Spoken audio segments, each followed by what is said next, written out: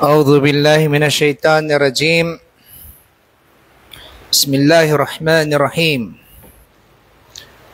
الحمد لله رب العالمين، والصلاة والسلام على رسول الله وعلى آله وعلى أصحابه وعلى من تمسك بسنته إلى يوم الدين. أما بعد، السلام عليكم ورحمة الله تعالى وبركاته. Inshallah, comment muna kayo bago tayo mag-start kung malakas na yung sound dyan sa inyo. Para at least alam natin. Ang gagamitin natin kitab sa Dawra Ilmiya na ito.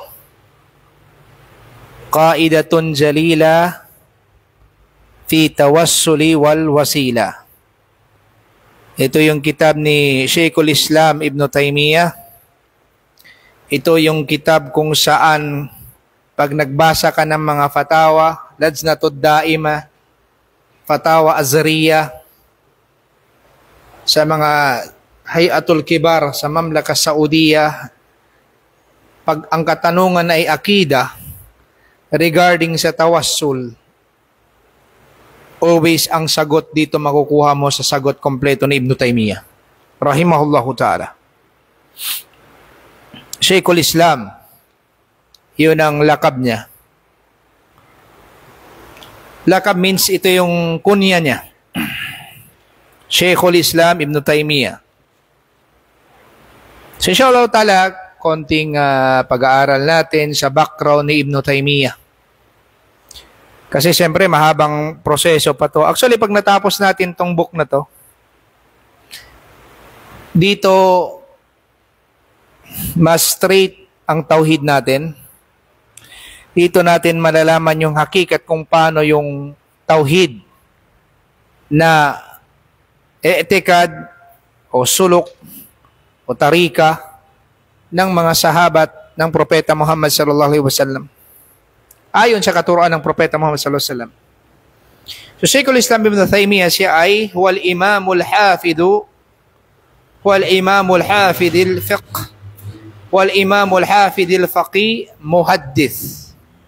Siya imam, hafiz, al-faqihu, alim ng fuqaha, muhaddith, expert sa hadith, nasirus sunnah, siya yung tinatawag na mudafi'us sunnah, nagdi-defend ng sunnah. Pag sunnah ng Propeta Muhammad sallallahu alaihi wasallam, qami'ul bid'ah, siya yung nag-against sa mga ahlul bid'ah. Dahil napaka-knowledgeable ng sheikh na to eh. At dito makikita mo yung tarika niya, kung anong ginagamit niyang paraan ng tarika niya, makikita mo dito. Siya ba ay lumihis sa tarika ng mga arba'a madhahib o kasama siya sa mga i'tikad ng arba'a madhahib, especially yung apat na imam, Abu Hanifa, Imam Malik, Imam Shafi'i, Ahmad ibn Hanbal. Tinatawag sa Taqiyuddin Abu Abbas Ahmad bin Abdul Halim bin Abdissalam bin Abdillahi bin Khidir bin Muhammad bin Khidir bin Ali bin Abdillahi bin Taymiyyah Ar-Harrani Dimishqi. Siya tinatawag na Taqiyuddin. Ang kunya niya tinatawag Ibn Taymiyyah. Sheikhul Islam Ibn Taymiyyah. Innahu saliluhu usra karima. اشتغل أبناؤه بالعلم حتى عرفوا به وبرسوا فيه فأبوه عبد الحليم بن عبد السلام شهاب الدين. Ang tatay niya ay Sheikh Alim. Ang Salil o Usratul Karim, ang descendant niya, ang puro pamilya niya ay puro mga alim, novel family.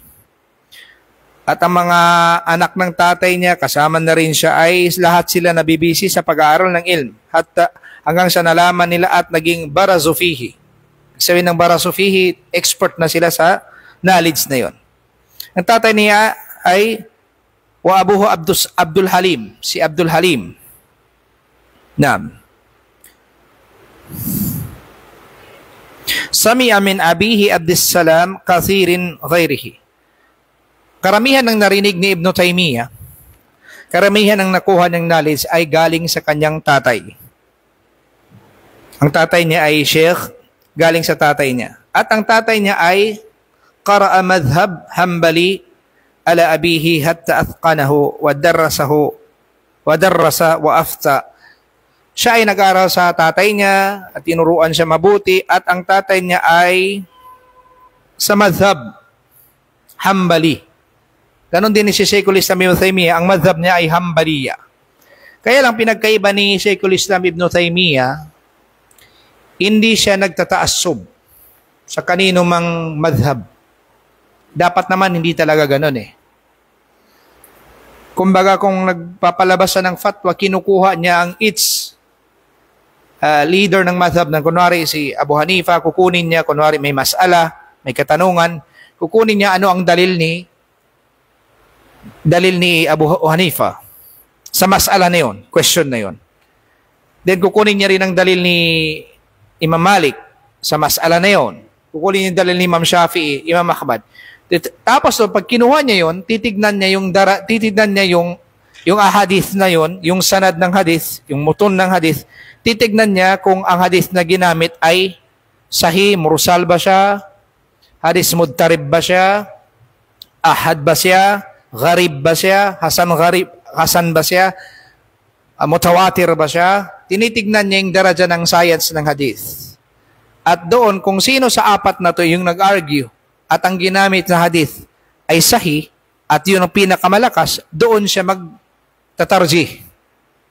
Doon siya kukuha, ito yung tama kasi dito yung hadith. Ganon si Ibn Taymiyyah. Kahit madhab siya ng Hanbali, hindi siya nagtataassub. Yun ang kinaganda kay Ibn Taymiyyah. Hindi siya nagtataassub sa anuman ganon. So, ganon din, ang kanyang lolo ay isang fuqaha din ng Hanbali, muhaddith din, mufassir, usulun nahwi, magaling sa Arabic. Ang kanyang lolo, ahadul huffad, a'lamul mashhurin, kilala ang kanyang lolo na huffad, na mashhurin sa kanilang panahon. O siya din ang lolo niya, ang may-ari ng kitab na kilala ng mga nag-aaral talibul ilm, yung sahibul kitab, Muntakal Akhbar. Yung kitab na yun, Muntakal Akhbar, alladhi syarhahu Shawkani, yung nag-syarh sa hadith na, sa kitab na to ay si Imam Shawkani, na tinatawag na Nailul Awtar, Syarhu Muntakal Akhbar.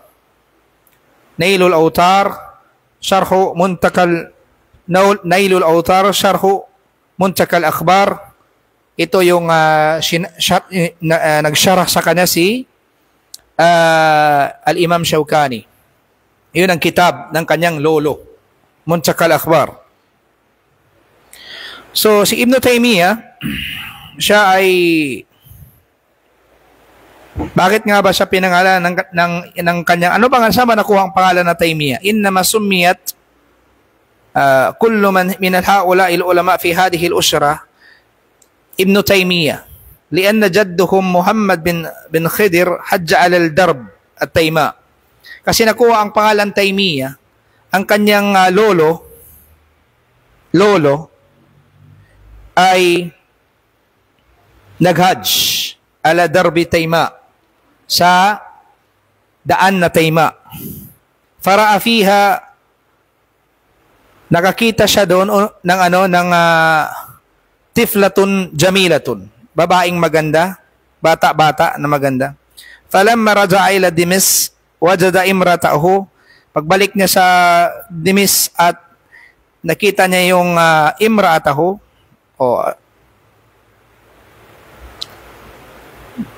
so nakita niya yung pagbalik niya galing Dimis at natagpuan niya yung imratahu dito, yata asawa niya,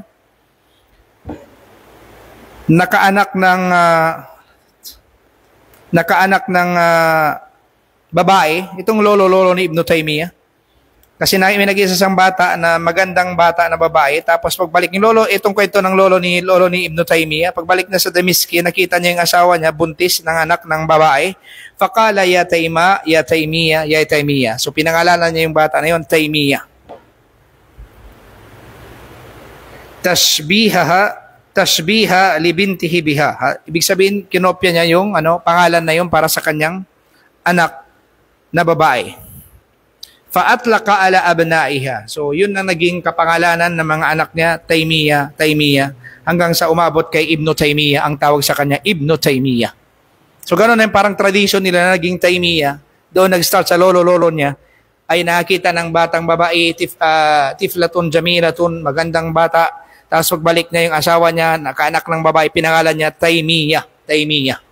So naging yun ang kapatakaran nila ay pinangalan na Taymiyyah.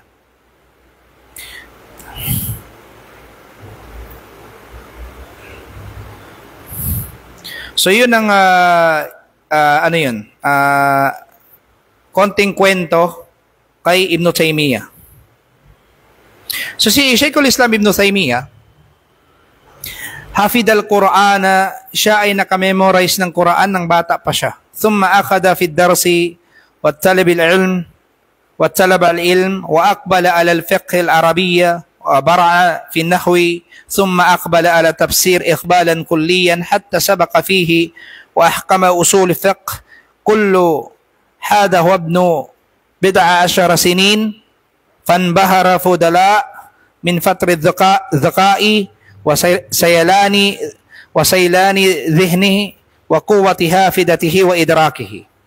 So si Shaykhul Islam Ibn Taymiyyah, siya ay nakamemorize ng Quran at nag-aral siya ng knowledge at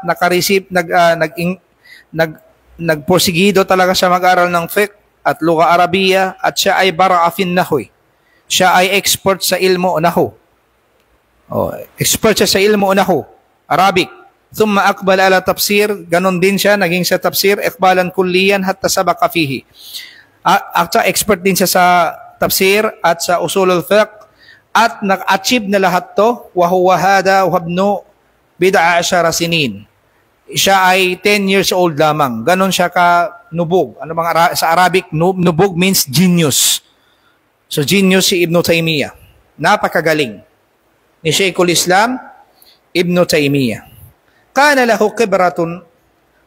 قبرة تامة بالرجال الرواة الحديث وجرحهم وتعديلهم وطبقاتهم ومعرفة بفنون الحديث. Shaykh al-Islam Ibn Taymiyyah, كان له خبرة تامة. Khibra, ibig sabihin experience sa kompleto, napakagaling, na parang i-compare mo sa mga, ang galing niya ay mga karamihan ng mga lalaki na ruwatul hadith. Ganon siya kagaling. Wa jarhuhum wa ta'diluhum, at alam niya kung ano yung may mali sa hadith, ano yung mayroon na kailangan correction sa hadith. Parang si Imam Bukhari, na parang may correction sa hadith na ganito, alam niya kasi napaka-genius niya sa hadith, sa asanid ng hadith at yung mutun ng hadith. Ganon si Ibn Taymiyyah rahimahullahu ta'ala. Fambahara fudala, napaka-liwanag ng kanyang fadila, yung parang superiority niya, min farti zakaihi, yung pagka-intelligence niya, at saka yung pagka-brightest ng isip niya, wa quwwatil hafidati, at saka napaka-lakas ng photographic memory niya, mag-memorize. So, pinagkaiba si Ibn Taymiyyah, kahit ganon siya kagaling, nusi'a fi zuhud tamma wal afaf, wat ta'abbud, wa iqtisadu fil malbas wal makal. Si Ibn Taymiyyah ay siya pinalaki, kung saan lumaki siya ay in a state of zuhud. Simple lang. Hindi siya yung makikita mo ulama mahilig sa mundo, ganyan-ganyan. Simple lang. Kasi yung mga tarikan ng mga sahabat, yun ang tarikan ng mga tabi'in, ganon sila, yun ang sulok na daanan nila, katulad ng sunnah yun ng Allah subhanahu wa ta'ala, mas pinili ng ganon. Ganon si Ibn Taymiyyah. Wala ka masasabi sa biography niya na parang siya ay makamundo na sheikh. Hindi ganon si Ibn Taymiyyah.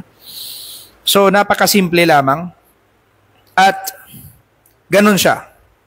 Ibig sabihin, may afaf, umiiwas siya sa zina, sa mga anong gawain na mungkarat sa hadaran ng Allah Ta'ala, hindi niya yung ginagawa. Ganon si Ibn Taymiyyah. At ta'abbud, grabe siya mag-ibada sa Allah Subhanahu wa Ta'ala. Waqtisadu fi malbas wal ma'kal. Ganon lang, sa mga damit niya, pagkain na simple lang si Ibn Taymiyyah. So ganon si Ibn Taymiyyah at iyon ang konting biography niya. At marami, mahaba-haba to. At saka sa mga salamidihi, mga naging salamid, ibig sabihin salamid ay naging mga estudyante niya.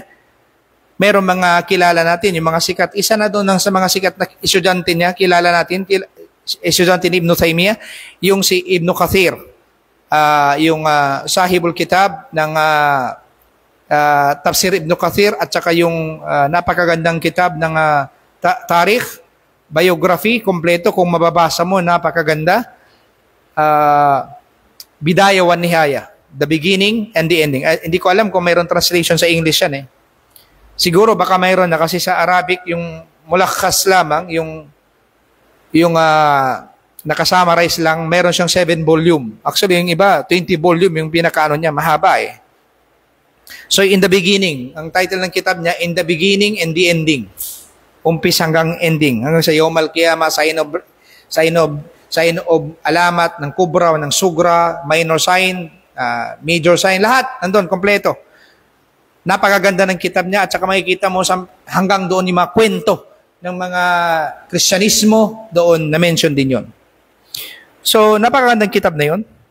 Isa sa mga masyhur na kitab, estudyante niya rin, na sobrang kilala natin, babanggatin na lang natin ang mga student niya na mga known, masyhur, mga masyhurin, mga known na estudyante na katulad ni Ibn Qayyim. Siya yung sahibul kitab, may-ari ng kitab na Zadul Ma'ad. Zadul Ma'ad. Napakaganda doon. Napaka-complete. Alam niyo ba si Ibn Qayyim nang sinulat ng kitab na yun, napaka-bright, nubog din. Wala siyang reference sa kanya. Sinulat niya lang, nasa taas siya ng nasa journey. Memorize niya lahat. Photographic memory. Napaka-bright ni Ibn Qayyim, Ibn Jawzi. Actually, si Ibn Qayyim lang ang estudyante ni Ibn Taymiyyah sumama sa kanya. Nakulong sa kanya. Masyadong Kasi si Ibn Taymiyyah, kung hindi ko nakalimutan, nakulong siya ng 7 times. Actually, mga nagpakulong kay Ibn Taymiyyah, mga kalaban niya rin karamihan nagpakulong sa kanya, mga sheikh din eh. Nagalit sa kanya sa akida niya, especially sa time ng gera, sa time ng Tatar. Kasi that time, naabutan niya yung mga Mongol. Yung Mogul, yung Tatar, sobrang jur'a, napaka-brave, suja'a ni Ibn Taymiyyah. Actually, nakapag-jihad si Ibn Taymiyyah. Ilang beses. Talagang makikita mo, grabe ang sheikh na to. Sobrang, sa time na yun, kasi grabing brutal ng Tatar eh. Yung mga Turks na dati, yung Tatar na sinasabi, grabing brutal eh. In fact, ganun talaga si Ibn Taymiyyah. In fact, mga ibang guro nagagalit sa kanya eh. Sabi niya, bakit ka gano'n? One time, in-invite siya ng leader ng Tatar kasi against siya sa mga ginawa ng mga Tatar that time eh. Kasi yung Tatar that time, nagbalik Islam sila pero hindi nila fina-follow yung law ng Allah Ta'ala. Hindi nila fina-follow. Umiinom sila ng alak, tapos pag gilasing sila, pinapatay nilang Muslim. So, hindi maintindihan ni Ibn Taymiyyah bakit gano'n ang ginagawa nila. Diba? Parang nag-Islam sila pero gano'n ang ginagawa nila. So, against si Ibn Taymiyyah yung sa gawain nila, gano'n. Nag-revolt siya sa kanila, ganon. Ang mga ibang guro nagagalit kay Ibn Taymiyyah. Lalo na yung si leader nila, ng Tatar that time yun, kinakatakutan. Nang inimbitahan sila ng isang araw, nandun mga sheikh kasama ni Ibn Taymiyyah, mga alim na malalaki kasama niya. First time na nakita ng isang leader ng Tatar, na si Ibn Taymiyyah head to head. Ibig sabihin ni iba, pag nakita yung leader na yun, parang natatakot, pero si Ibn Taymiyyah hindi, head to head. Sabi niya, sino tong sheikh na to? Napakatapang. Parang ganun. Tapos, lahat to nagdua sila ganyan.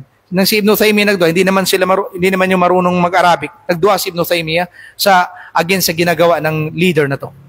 So, nagalit ang mga kasama niya, mga sheikh. Sabi niya, ba't mo ginawa yun? Dapat di mo ginawa yung ganyan-ganyan. Dapat ganoon, hindi mo ginawa yung ganito, ganyan-ganyan. So sabi niya sa Taymiyyah, kung galit kayo sa akin sa paraan ko, okay lang, huwag kayo sumama sa akin. Kasi mga kasama niya, ayaw nila eh, natatakot sila eh. Kasi baka sila pag-initan, patayin sila. So sabi niya sa Ibn Taymiyyah, rahimahullah ta'ala, kung ayaw niyo sumama sa akin, kayo, Ngayon, nang umalis na si Ibn Taymiyyah, yung mga ibang guro umalis na rin, punta na sa kanya-kanya, nasa kalagitnaan ng daanan, pinatay itong mga guro na to. Yung mga sheikh na to, pinatay. Si Ibn Taymiyyah, siya pa yung ganon, hindi siya namatay. Kaya sinasabi ni Ibn Taymiyyah sa mga sa mga kalaban niya, ma yaf'alu a'da'i bi. Ano ang magagawa sa akin ng mga kalaban ko? Galit sa akin. Kung ako lang, sabi ni Ibn Taymiyyah, kung ako i-exile nila ako, magtatafakkur ako, magre-reflect ako sa creation ng Allah. Ganun lang. Kung i-exile nila ako sa land, magtatafakkur ako, magre-reflect ako sa creation ng Allah. Kung ako ay papatayin nila, ako ay magiging shahid, martyr. Kung ako naman ay kukulungin nila, ako naman ay magjijikir sa Allah, magsusulat ng kitab. Sabi niya, may yaf'alu a'da'i bi. Anong magagawa ng kalaban ko sa akin? So wala eh. Kahit anong gawin sa kanya, ganun talaga siya sa dedicated talaga si Ibn Taymiyyah. So siya ay napakagaling ma'rifatul bifununil hadith. Alam niya yung yung technique ng art ng hadith, alam ni Ibn Taymiyyah. Sahih wa sakim, iyan ba ay sahih o sakim? Mahifdihi li musunil hadith. At saka memorizing musun ng hadith si Ibn Taymiyyah. Huwa ajibun fi istihdarihi wa istikhraj hujaji minhu. Alam niya kung paano i-argue tong hadith na to. Napakaalam niya i-argue yung hadith na to dahil napakagaling ni Ibn Taymiyyah. Ganon si Shaykhul Islam, Ibn Taymiyyah. Yun ang konti mabigay natin sa pagkatao ni Ibn Taymiyyah, rahimahullahu ta'ala. Actually, si Ibn Taymiyyah, hindi lang pinag-aralan niya Aqidatus Sahihah. Hindi lang siya nag-aral about, biruin mo na 7 beses siya nakulong. Sad to say, nagpapakulong kanya, mga parehas niya, mga ulama din, nagalit sa kanya or some politics na issue or something galit sa akida niya. Pero wala eh, ganun ang katotohanan. Si Ibn Taymiyyah, ganun talaga siya. Kasi alam niya yung sunnah. Ang sunnah ng Allah Ta'ala, pag nagdadakwa ka kasi na ikaw ay ulama ul millah, ulama ka ng religion, talagang daraan ka ng ganun eh. Yun kasi ang sunnah ng Allah Subhanahu wa Ta'ala. Yun ang nangyari kay Imam Shafi'i, Imam Malik, Abu Hanifa, at saka mga iba pang mga ulama sa time ng mga salaf, sa time ng mga tabi'in at tabi'in. Ganun ang nangyari. So alam na yun. Yun ang tarika ng Allah Subhanahu wa Ta'ala. So si Ibn Taymiyyah, handa naman siya sa ganun eh. So yun, ganun siya ka-dedicated si Shaykhul Islam Ibn Taymiyyah. So, itong kitab na to ni Shaykhul Islam Ibn Taymiyyah, dahil na-remember ko ng one time na nabasa ko na nang kinuha na kay Ibn Taymiyyah yung ballpen, yung kalam, nasa loob siya ng kulungan. Sinabi niya sa mga kalaban, ngayon pinatayin niyo na ako. Kasi hindi siya natatakot pag ikulong mo siya. Kung i-exile mo siya, magtatafakro siya, mag-reflect sa creation ng Allah. Kung naman siya ay papatayin, sabi niya, masishahid ako, martyr ako, bahala kayo. Maya, follow a'da'i bi. Ngayon, kung kukulong niya ako, fa'aktubul kitab. Susulat ako ng kitab.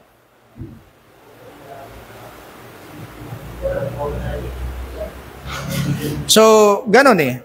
Kasi sa time ni Ibn Taymiyyah, marami siyang mga kalaban, mga ibang akida. Yan ang katanungan ni brother kanina. Maraming kalaban si Ibn Taymiyyah sa akida. Meron ng Mu'tazila sa that time. Meron ng Mu'tazila kasi mga Mu'tazila, yung mga naging kalaban ng Ahlus Sunnah wal Jamaa, yan ang mga Jahmiya. Meron mga akida, that time mga iba-iba. Meron ng mga Sufiya din, mga kalaban nila regarding sa akida. Pero si Ibn Taymiyyah ganun, hindi lang kinagalit kasi kay Ibn Taymiyyah dahil pumasok sa mismo. Some part kasi sa time na yun, talagang fardu ain ng jihad nila that time. Fardu ain na talaga, kailangan talaga ang jihad nila sa that time. So si Ibn Taymiyyah ganun talaga siya. Kaya sumali siya sa jihad eh. At that time ni Ibn Taymiyyah. Kaya tinatanong niya mga tao, yung mga niya, saan pwede ako masyahid, ma-martyr? So, inaalam niya kung saan siya pwede masyahid. Doon siya sa unahan, sa front line, ganon. Sa sinasabi niya, insyaallah ta'ala, tahkikan wala ta'alikan. Tahkikan wala ta'alikan. Ibig sabihin, tahkikan, gagawin ko talaga, insyaallah ta'ala. Ganon si Ibn Taymiyyah. At pag mag-ibadat, grabe. Sobra pag mag-ibadat si Ibn Taymiyyah. After niya magsubo, lalabas doon sa mosque, magjijikir siya, tapos punta doon siya sa place pinupunta niya kung saan-saan magsa-sunrise, doon siya magjikir-jikir. Everyday ganun ang ginagawa ni Ibn Taymiyyah. So, ganun ang ni Sheikhul Islam Ibn Taymiyyah. Kaya nga pag pinag-uusapan natin akida, kasi sinabi ko kanina si Ibn Taymiyyah, lahat na pinag-aralan niya. Actually, kung ikaw ay ang mabda mo, sinabi naman ni Sheikhul Islam Ibn Taymiyyah at saka sa kitab ni Sheikh Uthaymin sa Qaulul Mufid ala Kitab at-Tauhid, kung saan ang paraan, kasi meron hadis man ng Propeta Muhammad sallallahu alaihi wasallam, man ata'arrafa o kahina, sino ang susubok, aalamin ang arrafa, ito yung tinatawag na fortune telling or kahina, o ito yung mga magic o sahir, magic or fortune telling, at pag siya ay lumapit doon at naniwala, mawawala yung sala niya 40 days. O di kala sa kabilang hadis, siya ay nakapagkufur sa Propeta Muhammad sallallahu alaihi wasallam. So dito minaratib ni Sheikhul Islam Ibn Taymiyyah at inayos din ni Sheikhul Islam Uthaymin rahimahullah sa kitab niya Qaulul Mufid ala Kitab at-Tauhid ang maratib na 4 na to. So doon ano yung sinabi dito, man ata'arrafa. Kung sinabi ng mga sheikh doon, kung ikaw ay lalapit, for example, lalapit ka sa kahin o sahir, ang reason mo bisualil mujarrad, wala lang, magtatanong ka lang, wala ka namang interes. At ta'arrafa yun, ang tawag doon. Pag gano'n ang reason mo, magtatanong ka lang, wala kang interes, parang nagsual ka lang, wala ka namang interes alamin, wala ka namang interes maniwala, nagtanong ka lang, ang tahdir sa iyo doon, na huwag ka nang lumapit. Kasi bakit? Hindi naman nakakabuti. Wala ka naman purpose eh. Bisual mujarrad lamang. Ganon lamang. Pero pag lumapit ka doon, yung ang una, minaratib nila sa 4, yung una, pag lumapit ka doon, at pag nilapitan mo yun, ang intention mo lamang, bisualil mujarrad, magtatanong ka lang, wala ka namang interes. Wala ka namang interes alamin, wala kang interes para mag-i'tikad doon, mag-i'timad doon, wala. Nagtatanong ka lang, huwag ka na lumapit, kasi wala namang reason lalapit ka. Waste of time. Yun sinabi ni Sheikhul Islam at Sheikh Uthaymin sa kitab niya Qaulul Mufid ala Kitab at-Tauhid. Ngayon, sa pangalawa, dahil sinabi doon sa hadis, tapos mo lumapit sa Arafah, naniwala ka. So, doon, magkaiba na doon. Yung pangalawa, pag lumapit ka, naniwala ka. First, lumapit ka doon, bisualin mujarrad, pure katanungan, wala ka na ma-interest, wag na lang. Pero yung pangalawa, dito meron ka ng kasalanan kasi naniwala ka na. Kasi doon ang sabi sa hadis, pag lumapit ka sa Arafah at naniwala ka, ay ikaw ay makapagkufur sa Propeta Muhammad sallallahu alaihi wasallam. O mawawala ang sala mo. O gano'n ang siyak ng hadis. Kung hindi ko nakakalimutan, yun ang siyak ng hadis.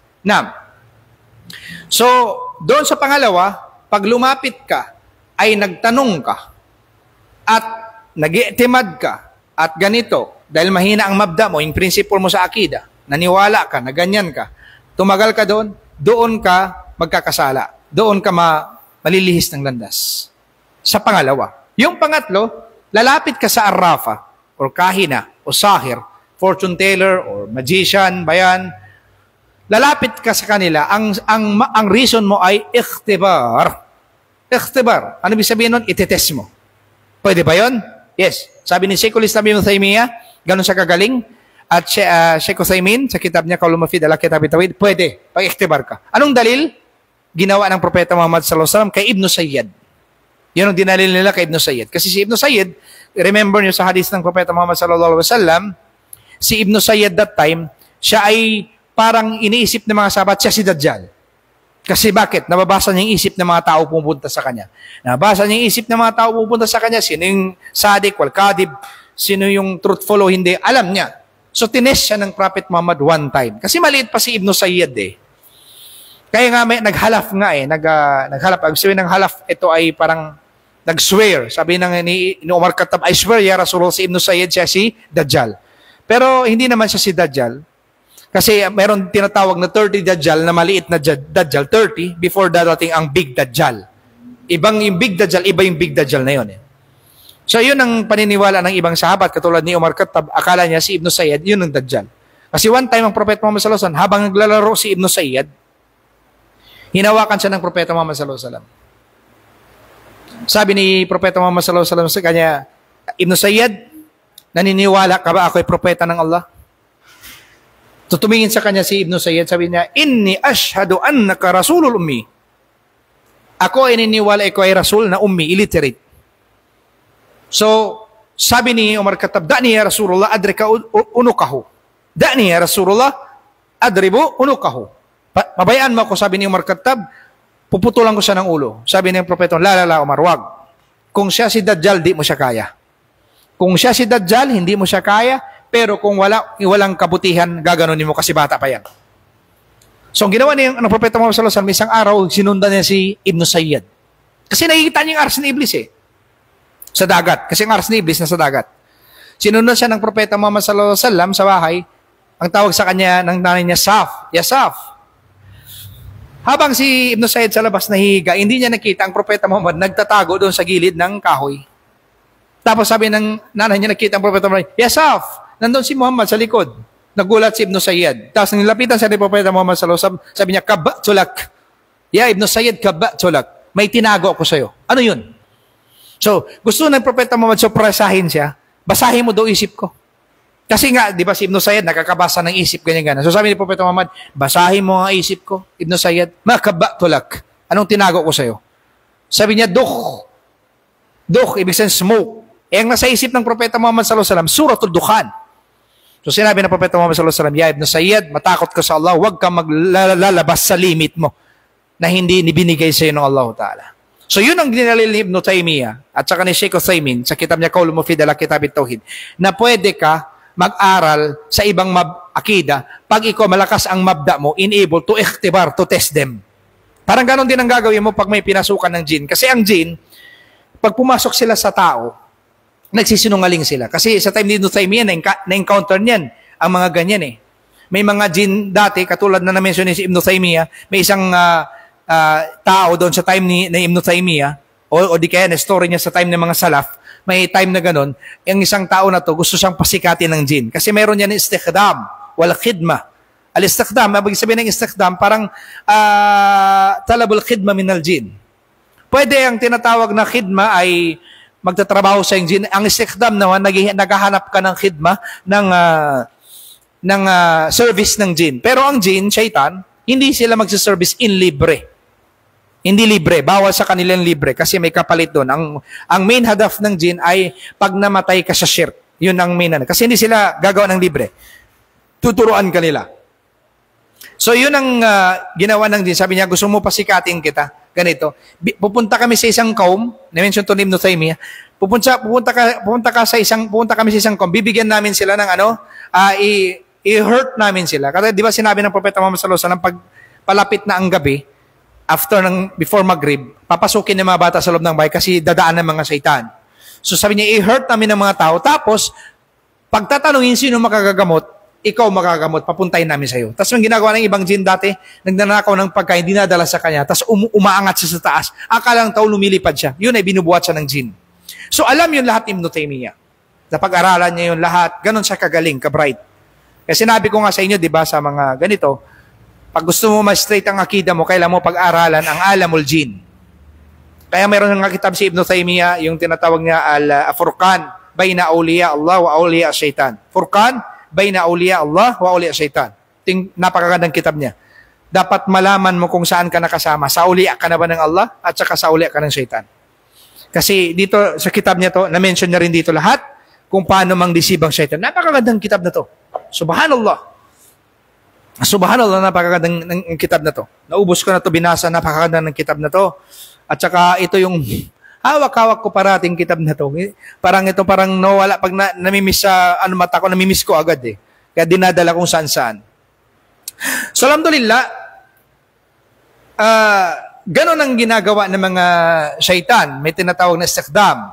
Sinasabi din ni Ibn Taymiyyah, pwede din ang jinn na Muslim gamitin mo sa mubah. Sa mga relative na issues na mubah. For example, lang dinalil ni Ibn Taymiyyah, paano mo gagamitin ng jinn sa mubah? Kasi dito tayo, di ba, sa ikhtibar, sa imtihan, na pangatlo na sinabi niya dito, kung lalapit ka sa arrafa, o fortune teller, o kahina, o sahir. Ang sabi ni Ibn Taymiyyah, ang dinalil niya sa time ni Umar Khattab, kasi meron ang mga sahabat sa time ni Umar Khattab, nawala si Umar Khattab. Siya na ang amir that time.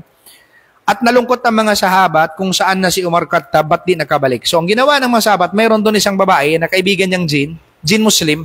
Pumunta sila, nanghingi sila ng tulong. Lumipad tong jin Muslim, nag-ikot sa Saudi Arab. Inikot niya, tinignan kung saan si Umar. At bumalik sa sinabi niya, wala naman nangyari masama kay Amir al-Mu'minin, kay Umar, na nalason lamang or nasugatan lamang ang kanyang camel. So yun ang sinasabi nila mo, pwede mong gamitin ang jinn sa tama. Pero majority ang jinn shaitan, pag nagpapagamit sa iyo, may kapalit yan. Ibang topic yan, pag-aaralan din natin inshallah. Actually, na-lecture ko na rin dyan ang maratid ng jinn hindi ko lang natapos sa inyo. Nandito sa page. Kung titignan nyo kung paano natin pag-aaralan ng mga jinn, yung tinatawag natin alamul jinn. Kasi connected talaga yan sa akida Para in-enable, malaman mo kasi may mga tao, binibasis nila yung mga supernatural, yung mga karama nakikita nila, akala nila tama na lamang, hindi nila alam, ang gumagawa dito, minsan, Satan. Kaya dapat malaman natin. Ganon din nangyari sa Christianity. Ganon nangyari kay St. Paul. So, yun ang sinasabi niyo sa email. Sa pangatlo, pwede kang lumapit doon pag ginamit mo tinatawag na iktibar. Katulad ng ginawa ng Propeta Muhammad kay Ibn Sayyad. Hinawakan niya, makabatulak, anong tinago ko? Sabi niya, sabi ni Propeta Muhammad, huwag kang lumampas sa anong binigay sa iyo ng Allah Ta'ala. Matakot ka sa Allah. Yung pang-apat, bal matlub, recommended talaga. Yung tinatawag natin, pag-aaralan mo yung akida ng iba, pag malakas ang mabda mo, enable para ano? Para ipaano mo sa mga tao, itong akida, ito mali. Sa paraan na yon. Kung malalim ang mabda mo. Ganon. Pag hindi malalim mabda mo, hindi recommended. Kaya mayroong mga tao, pag hindi masyado malalim mabda nila sa akida, tas nag-aral sa ibang akida, nadadala sila. Kailangan talaga malalim ang mabda. So, ganon yun Enable para maano. Pero, si Ibn Taymiyyah, yun siya Napakagaling ni Ibn Taymiyyah, rahimahullah subhanahu wa ta'ala. Actually, si Muhammad bin Abdul Wahhab, kaya naging sinasabi nila Muhammad bin Abdul Wahhab. Kasi Muhammad bin Abdul Wahhab, kaya yung pagfaham, pagkakaalam niya sa akida, lahat yan nakuha na kay Ibn Taymiyyah. Yun ang totoo. Nakuha na kay Sheikhul Islam Ibn Taymiyyah dahil doon nabasa niya yung kitab ni Sheikhul Islam Ibn Taymiyyah, doon yung kung paano ang akidatus sahiha na represent, na in-explain ni Ibn Taymiyyah according sa paniniwala ng mga arba'a madahib at saka yung mga salafus salih. Kasi may dalil lahat Hindi yung parang haka-haka lang, mayroon dalil si Ibn Taymiyyah. At tulad sinabi ko sa inyo, expert siya sa hadith at sa musun ng hadith. So yun si Sheikhul Islam Ibn Taymiyyah. So yun ang tinatawag natin minamaratib ni Ibn Taymiyyah. Ganon siya kagaling. Nag-aaral siya ng irafa, kihana, fortune telling, magic. Hindi niya pinag-aralan para gawin niya, pero yun ang pinanlaban niya sa mga kalaban. Kaya tinatawag sa kami'ul bida. Siya ay kontra na kalaban ng mga ahlul bida. Si Sheikhul Islam Ibn Taymiyyah. So bakit itong nalabas itong kitab niya? Ay dahil ito, pag binasa mo, malalaman mo kung paano kung paano ini-explain ang tama sa tama, ang mali sa mali. Dito, kasi ang akida ni Ibn Taymiyyah, wa akidatuhu wa madhab. Ang akida ni Ibn Taymiyyah, hiya akidatus salafus salih, alladhi talakkawha an Rasulillah sallallahu alaihi wasallam wa an ashabi wa an tabi'ina lahum bi ihsanin, wa hiya akidatus salima wat tariqatul mustaqima allati yanbaghi ala kulli muslim an yasluka sabilaha an yasira ala manhajiha wa hiya aslam wa ahkam bila syak wala raib. Ito yung akida ni Ibn Taymiyyah. Akida niya ay salafus salih. Pag sinabing salafus salih, mga kapatid, ito hindi kalalabas sa tatlo na sinabi ng Propeta Muhammad sa hadis. Khairul kuruni karni. Ang pinaka-best generation ko. Kasama ang sahabat. Summa alladhina yalunahu, summa alladhina yalunahu. Summa alladhina yalunahu, tapos after nila. After ng sahabat, tabi'in, tapos athba tabi'in. Ang tawag sa kanila, salafus salih. Kasi ang word salaf naman sa lugawiya, jama'atun mutakaddimun. Jama'a na una. Sa luga. Sa istilaha, wahum fi tarikati Rasulullah sallallahu alaihi wasallam wa ashabihi. Yun ang sa istilaha. Tarika ng Propeta Muhammad sallallahu alaihi wasallam at tarika ng sahabat. Yun ang ibig sabihin ng salaf. Kaya di ba mayroon hadis ng Propeta Muhammad sallallahu alaihi wasallam pagbisita ng libingan? Pag bumisita ka ng libingan, sabi mo, ya ahlad diyar, yaghfirullahu lana. Assalamu alaikum ya ahlad diyar. O kayo mga taga-libingan, salam sa inyo. Yaghfirullahu lana wa lakum. May Allah Ta'ala have mercy on us and you. Naway patawarin kami ng Allah at kayo. Wa antum salafuna. Wa antum salafuna wa nahnu bil athar wa nahnu lahikun. Kayo ay nauna na, kami ay susunod na. Kayo ay nauna, kami ay susunod na. So yun ang ibig sabihin ng word na salaf. Salaf means nauna. Yung mga forefather natin, yung mga predecessors natin, yun ang salaf. So inahabol natin yung salaf, alladhi talakkawha an Rasulillah. Yung nakuha kay Propeta Muhammad, wa an ashabi, sa sahabat, wa an tabi'in, sa tabi'in, lahum bi ihsanin. Sila dapat kunin sa kanila. Tinatawag hiya aqidatus salim na tariqatul mustaqima. So ito yung tinatawag na salaf. Tapos itong akida na salaf, hiya akidatu allati kana alayha al-imamul madhab. Imam Ahmad bin Hanbal, rahimahullahu ta'ala, madhabuhu fi sifatillah. Ito yung sa madhab ni Imam Ahmad ibn Hanbal, madhab Maliki wa Shafi'i. So, nawala. Humina yung internet natin kanina. Alhamdulillah, yun ang pinag-uusapan natin. So, ito yung madhab. Alayhissalam wa rahmatullahi ta'ala barakatuh. So, yun si Shaykhul Islam Ibn Taymiyyah.